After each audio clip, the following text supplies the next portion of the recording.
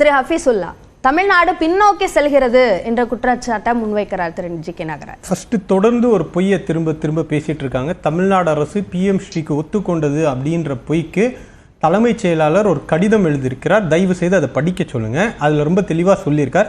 PM Sri சம்பந்தமான அதை அமைக்கலாமா வேணாமான்றதுக்காக ஒரு குழு அமைச்சு அதை ஆலோசிப்போம் அப்படின்னு தான் சொல்லியிருக்கோமே தவிர ஏற்றுக்கொள்ளவில்லை. ஒன்று. ரெண்டாவது, சமகர சிக்ஷா ஃபண்டுன்றது ஒரு 20 வருஷமாக கொடுத்துக்கிட்டு இருக்கிற ஃபண்டு. அதுக்கும் பிஎம் ஸ்ரீக்கும் சம்பந்தமே கிடையாதுன்றது ஒரு உண்மை. இது எப்படி இருக்குன்னா, நீங்கள் என்னை 7:30 மணி 7:50 ஷோக்கு வர சொன்னீங்க, நான் வந்துட்டேன். ஆனால் திடீர்னு ஒரு நாள் வந்துட்டு நீங்கள் காலையில் கொஞ்சம் லேட்டாக வந்தேன்னு வச்சுக்கோங்க, காலையில் 7:50 ஷோக்கு வந்தால் தான் நைட்டு 7:50 விடுவேன் அப்படின்னு சொல்கிறது எந்த அளவுக்கு அநீதியோ அந்த மாதிரி பிஎம் ஸ்ரீயை ஒத்துக்கிட்டாதான் சமகர சிக்ஷா பணம் தருவேன் அப்படின்னு சொல்றது ஒரு அயோக்கியத்தனம். ஏன்னா ரெண்டுத்துக்கும் சம்பந்தம் கிடையாது. இது வேற அது வேற.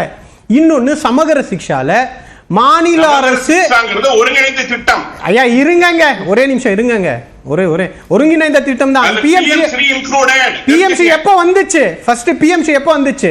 இன்னொன்னு இருங்க. சமகர சிக்ஷா அந்த ஒருங்கிணைந்த திட்டத்துல கட்டாய கல்வி உரிமை சட்டம் வந்தது. அது சர்வ சிக்ஷா அபியான், ராஷ்டிரிய சிக்ஷா அபியான் எல்லாம் ஒருங்கிணைக்கப்பட்டது. அதுக்கு பிறகு 2018ல இருந்து தான் சமகர சிக்ஷா அபியான் செயல்படுது. அதுதான் அதோட பிரசிடென்ட் வந்து யூபிஏ கவர்மெண்ட்ல இருந்து இருக்கு.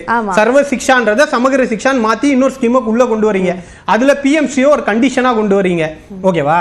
இதுல என்ன புரிஞ்சுக்கணும்னா, சமகர சிக்ஷா அபியான்ல நீங்க ஒரு அப்ஜெக்டிவ் வச்சிருக்கீங்க. அதாவது மாநில அரசு அவர்களுக்கான தேவைகளை முன்னுரிமையாக வைத்துக் கொள்ளலாம் அப்படின்னு சமகர சிக்ஷா அபியான்ல சொல்லப்பட்டிருக்கின்ற அந்த மாநில அரசுக்கான உரிமையை நாங்க கேட்கும்போது பணம் கொடுக்க மாட்டேன்னு சொல்றது எந்த அளவுக்கு அநியாயம். இன்னொன்னு சொன்னாரு, இவர்கள் அதை ஏற்றுக்கொள்ளவில்லை, இதை ஏற்றுக்கொள்ளவில்லை, இதை ஏற்றுக்கொள்ளவில்லை அப்படின்னா அரசியல் அமைப்புப்படி இங்க அரசாங்கம் இந்த நாடு செயல்பட்டு கொண்டிருக்கிறது.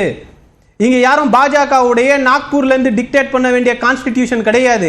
இது அம்பேத்கர் அவர்களும் அன்னைக்கு இந்தியாவை நிறுவியவர்கள் அரசியலமைப்பு சட்டத்தில் மாநில அரசுக்கான உரிமையும் ஒன்றிய அரசுக்கான உரிமை எதுன்னு ரொம்ப தெளிவா வரையறைத்து கட்டமைத்து போயிருக்காங்க. அந்த அடிப்படையில் நின்று நான் என் உரிமையை கேட்டுட்டு இருக்கிறத தப்புன்னு யாரும் சொல்ல முடியாது. அதுக்காக பணம் தர முடியலன்னு பிளாக்மெயில் பண்ண முடியாது. ஃபர்ஸ்ட் அதை புரிஞ்சுக்கோங்க. ஒன்றிய அரசு சொல்றது எல்லாமே கேட்கணும்னு ஏதாவது இடத்துல தான் ஒரு கேள்வி வருது. 10,000 கோடி ரூபாய் நிதி கொடுத்தாலும் ஏற்க மாட்டோம் அப்படின்னு சொல்றீங்க. ஆனா ஒரு கல்வி மேம்பாட்டிற்கோ பள்ளிகளுடைய செயல்பாடுகளுக்கோ நிதி தேவை என்பது மறுக்க முடியாத ஒண்ணுதானே. அதுல என்ன புரிஞ்சுக்கணும்னா, யார் யாருக்கு வகுப்பெடுக்கிறதுன்னு ஒரு சூழல் இருக்குல்ல. அதாவது எப்பயுமே 10வது ரேங்க் வாங்குறவனை கூப்பிட்டு வந்து முதல் ரேங்க் வாங்குவது எப்படின்னு வகுப்பு எடுக்க முடியாது. அது வந்து இயற்கைக்கே எதிரானது. முதல் வகுப்பு முதல் மார்க் யார் எடுக்கிறா, முதல் ரேங்க் யார் எடுக்கிறானோ அவரை கூப்பிட்டு தான்ப்பா இவன் 10வது ரேங்க் வாங்குறான், இவனை எப்படி ஃபர்ஸ்ட் ரேங்க் வாங்குறதுன்னு சொல்லி கொடுக்கணும். அப்ப தமிழ்நாடு நாங்க சொல்லல, ஒன்றிய அரசு சொல்லுது. கல்வியில முதலிடம் 100 கல்லூரிகள்ல 16 கல்லூரிகள் தமிழ்நாட்டில் இருந்து, பல்கலைக்கழகங்கள்ல சிறந்த பல்கலைக்கழகங்கள் தமிழ்நாட்டில் இருந்து அப்படின்னு சொல்றப்ப இங்க தமிழ்நாட்டில் கல்வி சரியில்லைன்னா அப்போ ஒன்றிய அரசு சொல்றது பொய்யா? நீங்க தானே சார் ரேங்கிங் கொடுக்குறீங்க. என்ஐஆர்எஃப் ரேங்கிங் நீங்க தானே கொடுக்குறீங்க. மனசாட்சி வேணா பேசுறப்ப தமிழ்நாட்டில் எதுவுமே சரியில்லைன்னு சொல்றப்ப ஒன்றிய அரசு தரக்கூடிய தரவு டுபாகூர்ன்றீங்களா, அநீதின்றீங்களா, பொய்ன்றீங்களா, ஃப்ராடுன்றீங்களா? அப்ப சமீபத்துல குழந்தைகளுடைய வாழ்க்கையை பற்றி நான் பேசிட்டு இருக்கேன் பிரதர். தனியார் பள்ளிகள் பற்றியோ இருங்க சார், அமைதியா இருங்க சார். நீங்க கொடுத்த ரேங்க் அதுல 16 யூனிவர்சிட்டியில மாநில அரசு நடத்தக்கூடிய யூனிவர்சிட்டிஸ் இருக்கு. இல்ல இப்போ நீங்க முதல் ரேங்க் அப்படினா பீகார்ல அது கூட இல்ல. அத பத்தி கவலைப்படுங்க. கமெண்ட்ரி வேண்டாம் திரு ஜி.கே. இதெல்லாம் ஒரு இல்ல நான் வந்து விவாத தலைப்புல நின்னு பேசிட்டு இருக்கேன். இல்ல அதேதான், நீங்க முதல் ரேங்க் 10வது ரேங்க் அப்படின்னு சொன்னீங்க. இப்ப வேறொரு மாநிலத்துல சரியா இருக்கு அப்படின்றதுனால அதை தமிழ்நாட்டுல கொண்டு வந்து நடைமுறைப்படுத்துறேன்னு அவங்க சொல்லல. பொதுவா ஒரு கல்வி கொள்கையை உருவாக்கி அதை நடைமுறைப்படுத்தலாம். அதுதான் சொல்றேன். அது எவ்வளவு ஆபத்தானதுன்றதுக்கு அடுத்த பாயிண்ட் வரேன். ஒரு பாலிசி மேக்கர்ஸுக்கு குறைஞ்சபட்சம் அறிவு வேணுமா வேணாம்? பாலிசியை நீங்க போடுறீங்க, உங்களுடைய கவர்மெண்ட் ஒரு 10 நாளைக்கு முன்னாடி ஜனவரி 25 ஹிந்துல வந்திருக்கு, மற்ற எல்லா பத்திரிகைகளும் வந்திருக்கு.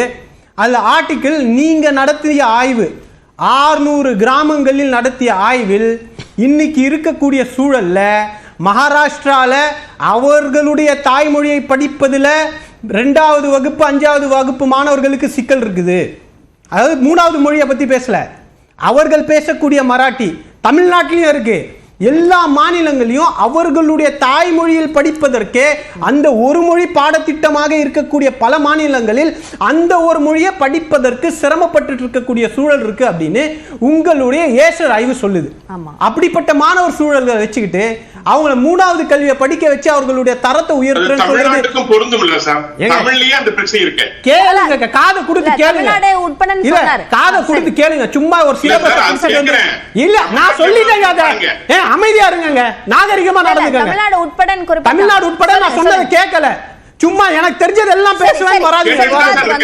சொல்லுங்க, எவ்வளவு மோசம் பாருங்க தமிழ்நாடு. ஏங்க பீகாரை விட பரவாயில்ல, யூபியை விட பரவாயில்ல, மகாராஷ்டிரா விட பரவாயில்ல, குஜராத்தை விட பரவாயில்ல, அதை விட மோசம் கிடையாது. சிறந்த தமிழ்நாடு 1920 பாரதியார் பாடிட்டார் சார். ஏப்பா இப்போ இதெல்லாம் நான் அப்புறம் நான் ஏதாவது சம்பந்தமே இல்லாம ஏதாவது அவரோட தலைப்புல பேசுறேன். சொல்லுங்க, சும்மா பேசுறது கேட்கறதுக்கு வர சொல்லுங்க. சும்மா உட்காந்து எந்த சப்ஜெக்ட்னாலும் எனக்கு வந்ததை தான் தோன்றித்தனமா பேசுவேன்னா அது விவாதத்துக்கு அழகு கிடையாது. பொய்யா பேசிக்கிட்டே இருப்பேன்றதுக்கு விவாதத்துக்கு அழகு கிடையாது. நான் பார்வையை முன் வைக்கிறேன். அப்ப இதுதான் இன்னைக்கு இருக்கக்கூடிய சூழல். அப்படி மாணவர்கள் கஷ்டப்பட்டு இருக்கக்கூடியவங்க எங்க ஸ்கூலுக்கு உள்ள கொண்டு வருவதற்கு சிரமப்பட்டு இருக்கிறோம். அதுதான் இந்தியாவுடைய கல்வி சூழல்.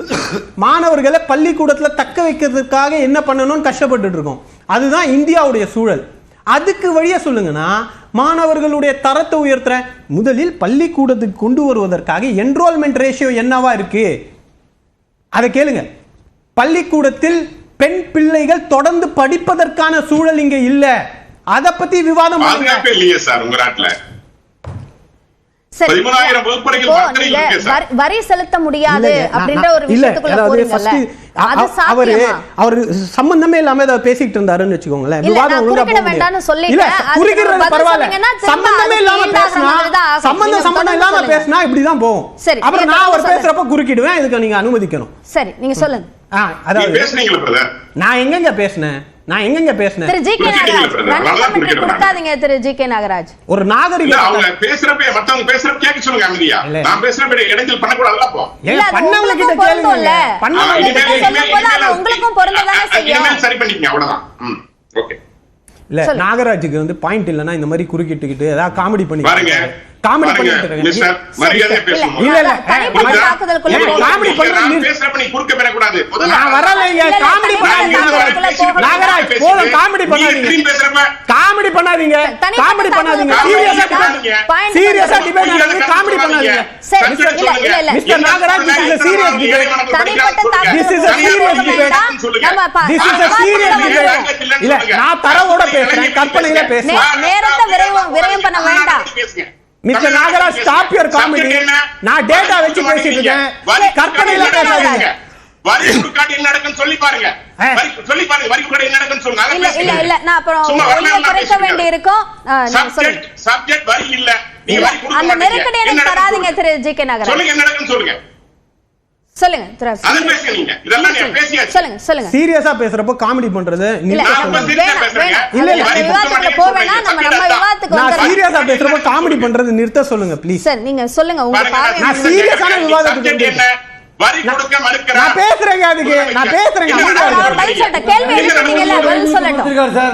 உங்க நரேந்திர மோடியே வரி கொடுக்க மாட்டேன்னு சொல்லிருக்காரு. இல்ல நரேந்திர மோடி சொல்லிருக்காரு வரி கொடுக்க மாட்டேன்னு சொல்லிருக்காரு. அத சொல்லுங்க.